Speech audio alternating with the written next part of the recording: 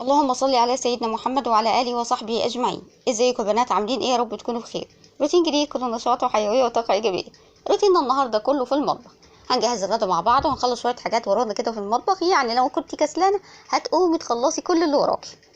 قبل ما ابدا الفيديو حابه اشكر اي حد دخل عندي جديد واقول لكم شرفتوني ونورتوني، واي حد بقى بيشوف القناه لسه جديد يشرفني اشتراككم في القناه وما تنسوش اللايك يا احلى اخوات في الدنيا. نسمي الله ونصلي على الحبيب المصطفى عليه افضل الصلاه والسلام، ونبدا الفيديو بتاعنا النهارده ونشوف هنعمل النهارده ايه ورانا ايه. في البدايه يا بنات كده كان عندي كوبايات في الحوض كده، قلت اغسلها الاول. كنت مستنيه الظهر يأذن كده، قلت اصلي الظهر وبعد كده ابتدي اجهز الغدا. قلت بقى لحد ما الظهر يأذن ابتدي بقى اغسل الكوبايه دي واخلي الحوض زي الفل كده، عشان بعد كده طبعا لما احنا واقفين في المطبخ وبنعمل اكل طبعا الحوض لازم بيتملي مواعين، طبعا مش هقول لكم قد ايه. وانا اكتر حد بيستعمل، بصوا هتشوفوا المعالق ازاي، انا اكتر حد بيستعمل معالق في المطبخ بجد. لما باجي اعمل اكل بقى بستعمل معالق كتير. المهم خلصت المواعين، كان الظهر اذن، صليت الظهر وابتديت بقى اجهز الغدا بتاعنا. هنعمل بقى غدا ايه النهارده؟ كل يوم حيره بقى، هنتغدى ايه وما نتغداش ايه. حيره بجد، كل يوم كده تصحي الصبح تقولي هنتغدى ايه النهارده. هعمل لهم النهارده فاصوليا بيضه، وهعمل جنبها كده رز بشعريه، والفراخ بعد ما سلقتها هحمرها لهم كده في معلقه سمنه ورشه ملح ورشه فلفل اسود، وزي الفل كده. الف حمد والف شكر ليك يا رب. بصراحه الواحد احتار كل يوم نتغدى ايه. نيجي بقى نشوف هنعمل الفاصوليا ازاي. عندي معلقه كبيره من السمنه، هنزل عليها ايه، بصلايه مفرومه ناعم، رشه من الملح، واسيب البصلايه دي لحد ما تاخد لون ذهبي. البصلايه اخدت لون ذهبي هبتدي انزل عليها بعصير الطماطم. هخلي الطماطم لحد ما تتسبك، وبعد ما الطماطم تتسبك هبتدي انزل عليها ايه، بالفاصوليا المسلوقه. طبعا الفاصوليا قبل ما اسلقها نقعها بتاع 5 6 ساعات. بعد كده هنزل معلقه صغيره من الثوم المفروم، ملح، فلفل اسود، كزبره، بابريكا، مكعب مرق. تقدري تستبدلي تماما بالملح، تمام؟ يعني تستغني كده عن مكعب المرق وتستعملي ملح، تمام. وهزود شوربه وهسيبها لحد ما تستوي.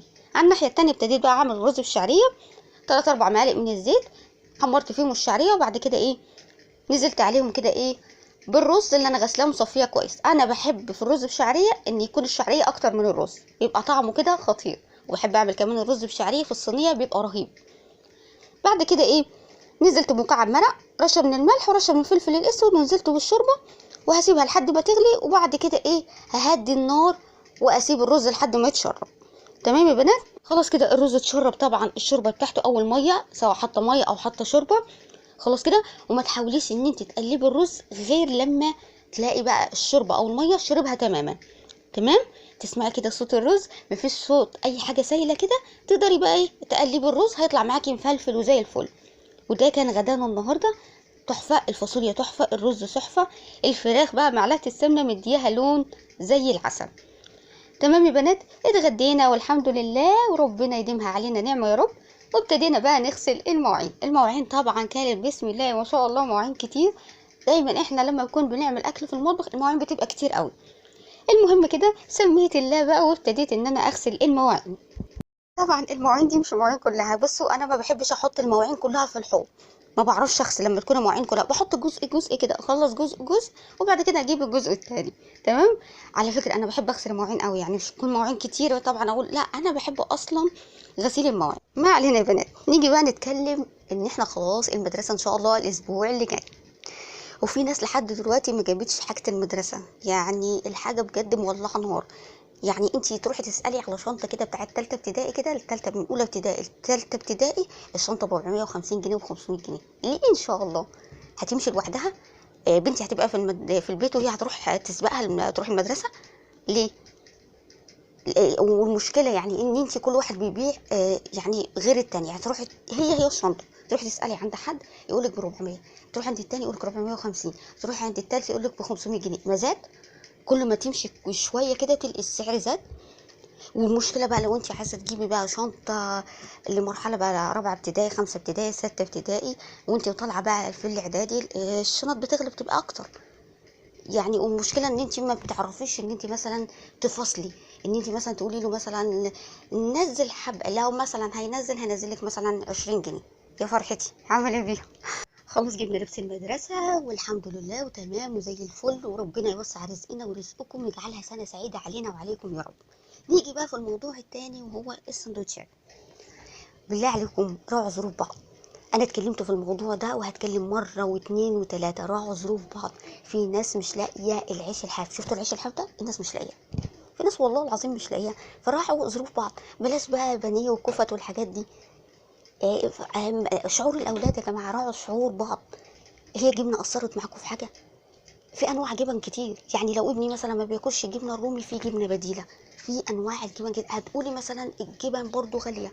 عارفه ان برضو الجبن غاليه، بس على الاقل في الفصل هيبقوا كلهم حاشين جبنه. مش عارفه بقى الجبنه دي غاليه ولا رخيصه، مش هيبصوا في سندوتشات بعض ده ايه الجبنه دي غاليه ولا رخيصه. بس على الاقل لو كان في البريك الاولاد نازلين وواحد مش مقتدر، هيبص طبعا على السندوتش، طبعا ده فيه كفته ده فيه بانيه. هيحس يعني يراعوا شعور بعض.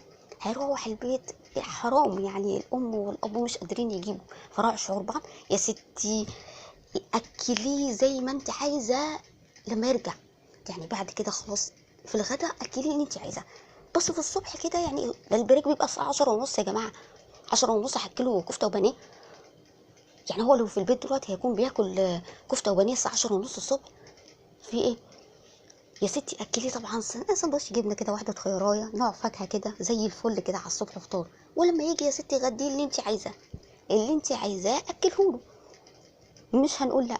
بس راعوا ظروف بعض، لاني بجد العيشه بقت صعبه والحال ده على ناس كتير. فبلاش كده ايه نصعبها على بعض اكتر. ربنا كده يصلح حالنا وحالكم، يصلح حال الجميع يا رب، ويرزقنا ويرزقكم من حيث لا تحتسب يا رب. خلصت كده غسيل المواعين، وبعد كده دخلت على ايه غسيل البوتاجاز. دايما كده خلصي غسيل المواعين قبل ما تغسلي الحوض. بعد كده ايه اغسلي البوتاجاز. طبعا البوتاجاز طبعا مكان الاكل وكده لازم يتغسل يومي. طول ما انتي بتغسليه يومي هيفضل معاكي زي الفل كده، زي المرايه ما شاء الله، زي العسل. المهم يا بنات خلصت كده. اللهم صل على سيدنا محمد. غسلت البوتاجاز. بعد كده طبعا بعد البوتاجاز لازم الرخامه. الرخامه طبعا بتتغسل يومي زي الحوض والبوتاجاز. والحاجات بتاعتها اللي انا حطها طبعا على الرخامه دي لازم تتلمع يومي. غسلت كده الرخامه، طبعا تتغسل غسله كويسه. بريل طبعا صابون زي ما انتي متعوده بتغسليها. وبعد ما اغسلها لازم تتنشف كويس. يعني تجيبي فوطه كده، فوطه مطبخ، وتبتدي بقى تنشفي اللهم صل على سيدنا محمد الرخامه كويس جدا. بعد كده يا بنات برجع كل حاجه مكانها. طبعا الحاجات دي بتفضل اصلا على الرخامه عندي، يعني ده مكانها. فببتدي بعد كده بعد ما خلصت غسلت الرخامه ونشفتها كويس، هبتدي بعد كده ايه المع الحاجات اللي انا حطاها على الرخامه. لازم تتلمع يومي، لاني طبعا انت بتعملي الاكل ممكن تكون حاجه وقعت كده حاجه وقعت كده، فلازم ايه تتلمع كويس. وارجع بعد كده كل حاجه مكانها. نيجي بقى لاخر حاجه في المطبخ وهي الحوض. خلاص خلصنا الرخامه، خلصنا البوتاجاز، كنسنا المطبخ كويس. دي اخر حاجه بيبقى الحوض لازم يتغسل كويس ويتشطف كويس. وده كان يا بنات نهايه الفيديو. بتمنى النهارده الفيديو يكون عجبكم. ما تنسوش اللايك والاشتراك في القناه. استودعكم الله، والسلام عليكم ورحمه الله وبركاته.